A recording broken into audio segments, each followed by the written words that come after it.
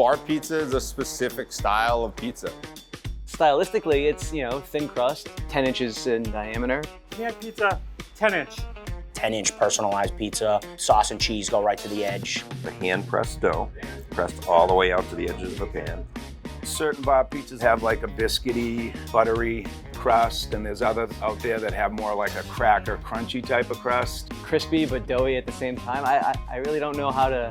It's on the thinner side, but not real thin, so that you can eat it with one hand in a bar, the beer in the other hand, and eat your pizza. Perfect bar pizza is even layer of dough, an even layer of sauce, even layer of cheese. You gotta have that perfect medium. And the toppings are unique. It crisps up so nice that you can really load it up too with like a bunch of funky toppings. As you bake that pizza, the sauce and the cheese caramelize and they create an edging around the pie on the crust, essentially called lacing. Laced edges, there's another characteristic of a South Shore bar style pizza. It's when the sauce flows over the edge of the pizza and then it caramelizes when it cooks. Just has some char on it, some flavor to it. It's like how you sear a steak in your grandmother's cast iron skillet to give it that flavor. It's crispy, it's buttery. It's really not like any other pizza product. It's not a typical pizza you think of, maybe like a Greek style or an Italian style. You know, it's its own little thing. There's something about that buttery crust of the South Shore bar pizza. It just makes it stand on its own, you know what I mean? There's really nothing like it. I do like the fact that it seems like there's a community of South Shore bar style enthusiasts, you know, and I enjoy that. And I think that it's great that people are so passionate about like what they think their favorite place is. It was during the pandemic. They had started the South Shore bar style social page, and everyone was posting pictures of their pizza from different places. And it just got me thinking, like, how many places are there? So then I just said to myself, I'm going to try to go to every South Shore bar style pizza place that I can find. So far, I've been to 76 of them, I think, and I have about 110 that I've located. It's a dive bar. I mean, basically, it's a dive bar in a neighborhood. You walk in and there's regulars at the bar, you know, and that ideally is where you're going to find the best South Shore bar style pizzas. Local places, they really care and they're passionate about making their pizza. People that don't know the Cod Cafe assume that it's on Cape Cod. Back in the day, before they built the highway, if you wanted to get down to the Cape, you'd have to drive by the Cod Cafe. The owners are the Jamulises. They're my cousins, or second cousins technically. So, you know, I've been coming here since I was, 9, 10, 11 years old. It's crazy to see how it transformed from a smaller time bar pizza place back in the 40s and 50s to what it is now with the Frozens, with the multiple locations. Really have capitalized just on bar pizza in general. Jimmy, who is the son of the original owner, he credits Brockton as a whole for the city being able to kind of create the bar pizza. Back in the day, it was the Cod, Brockton Cafe, George's Cafe, Tip Top Cafe. Unfortunately, none of those places are around anymore. We're kind of the last one standing, but to be around it for the last, 20 years of my life has been not only a humbling experience and seeing it come full circle, it's something I take a lot of pride in.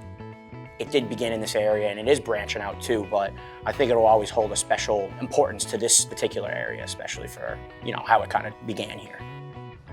The coolest thing to see is, the regulars that have been coming here for 50, 60 years, their kids are now coming and bringing their kids, and then their kids are bringing their kids. And it's awesome to see the nucleus of people that helped build this place, the regulars back in the 40s and 60s and 70s, people that, hey, I've been coming here since, I was 15 years old, and, people will come back, on vacation, or will come back and see other family members. And it's always cool to run into customers like that. And I think that's what sets us aside, and I think that's what's kind of kept us in the game and at the top of the game for, the last 80 years.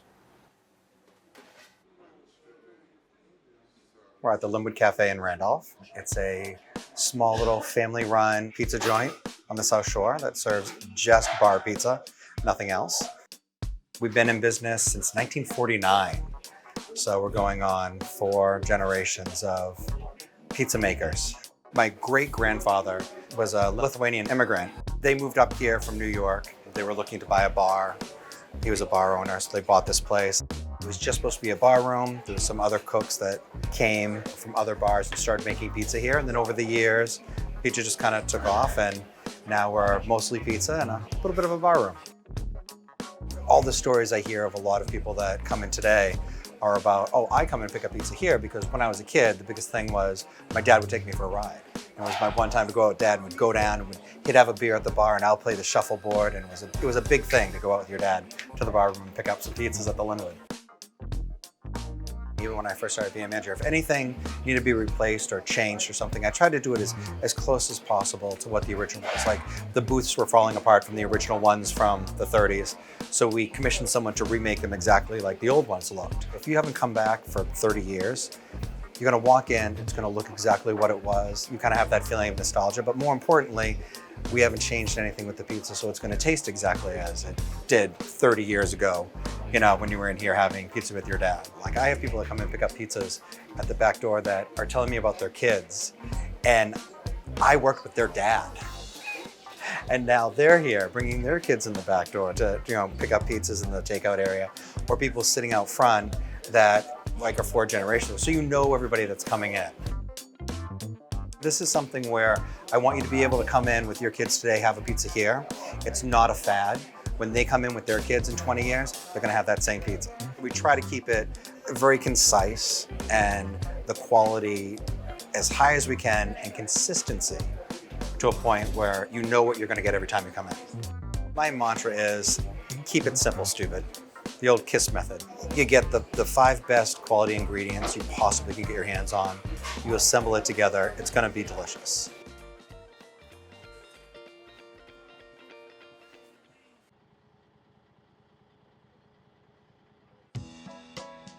My grandfather started this place in August of 1964.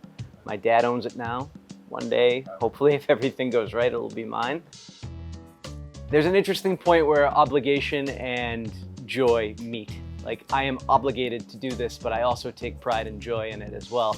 The joy comes from, I know that I do something that people love, and the obligation comes from, like, I never really allowed myself to think of doing anything else or try to do anything else. My family kind of just like said, all right, you're going to do this, and I was like, all right, well, I guess I'm going to do this.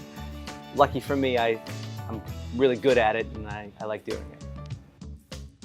But there are a few people who have been coming in here consistently for at least that long, some cases longer. And they have, I feel like, as much, at least sentimental ownership of this place as I do. And I show up to work every day to make sure that they're happy, and that their kids are happy, and that their kids' kids are happy. For the better part of my developmental years, I didn't really realize that there were other types of pizza other than this. I thought everybody kind of made pizza like this, and it wasn't until I started hanging out with people outside my family that we would get pizza from other places at like friends' sleepovers or whatever. I was like, what is this floppy mess that they're putting down in front of me? I guess somebody said, oh, this is a good idea, and then they brought it to their town, and then the next town, and then the next town, and then everybody sort of got like this provincial attachment to wherever they grew up and wherever the key place was in their town, and you know, it's created like this simultaneous camaraderie and competition. You know, I want all of the places like me to succeed, but I also want to be better than them too. So yeah, I think provincial pride is the reason why it's successful. So I first worked at the Venus when I was a teenager with the bar pizza down there.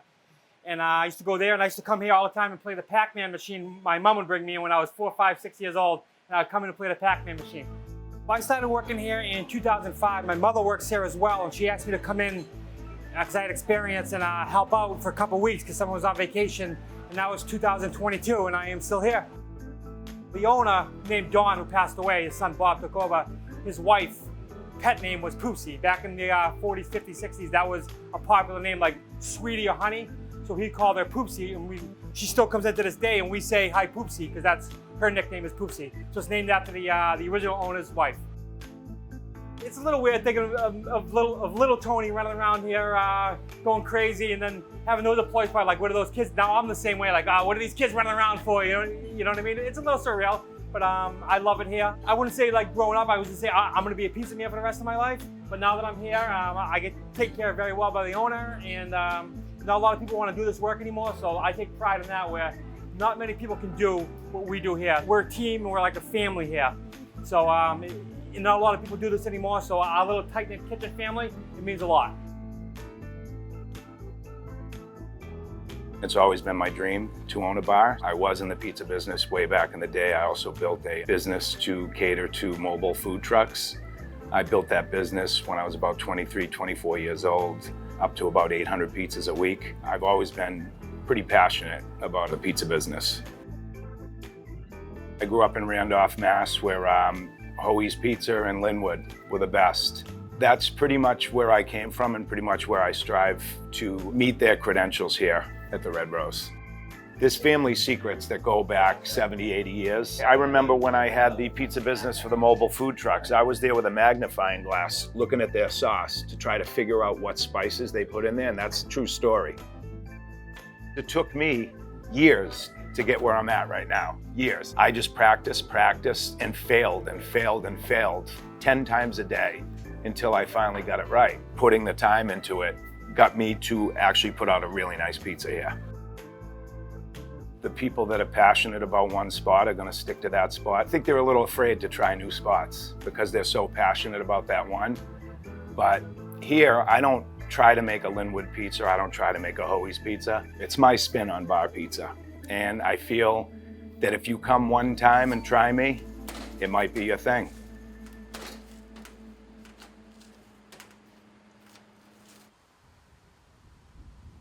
Trading Post Lounge, best South Shore bar pizza on Cape Cod. The previous owners, they'd owned the place for, I want to say 30 years, so they were ready to retire. They didn't want to just sell it to anybody. With Dave and Dan Delancey behind it, with the name of the Lobster Trap, they knew it's going to be a quality thing. Dave and Dan had the idea to kind of keep it as a dive bar, add the South Shore bar pizza to it, and we haven't looked back since. As long as I'd been working at the Trap, which was about 3 years, Dan, the executive chef over there, had been working on a dough. He'd come up, hey, try this.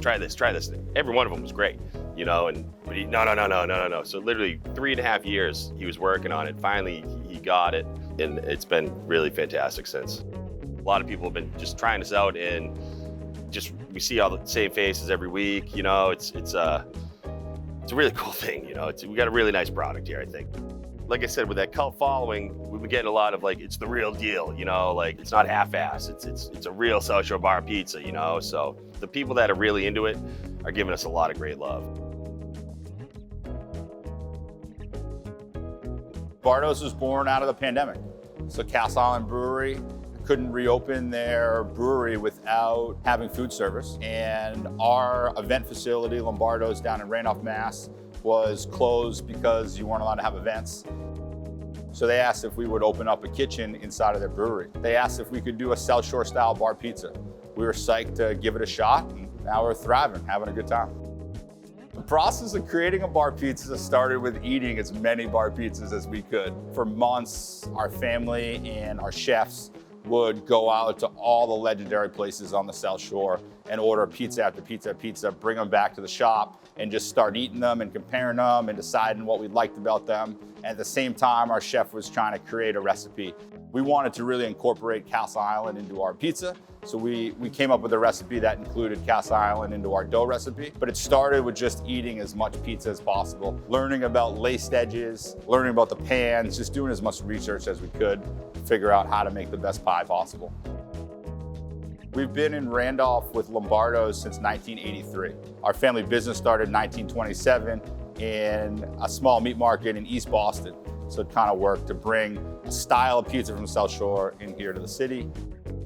And we wanted to make a pie that stood up to some legendary spots. And if people come to us because we're in the city and try South Shore bar pizza and really love it, hopefully it attracts them to travel south and try all the other people out there. There's some unbelievable pizzas, and I think if we can all elevate the South Shore bar game together, that'd just do wonders for everybody. This isn't about who's better, who's worse, who's the best. This is about elevating family-run establishments that do a local cuisine that we're trying to make everybody aware of and try to elevate it so everybody can enjoy it. And I think at branching out and growing, there's nothing but positives.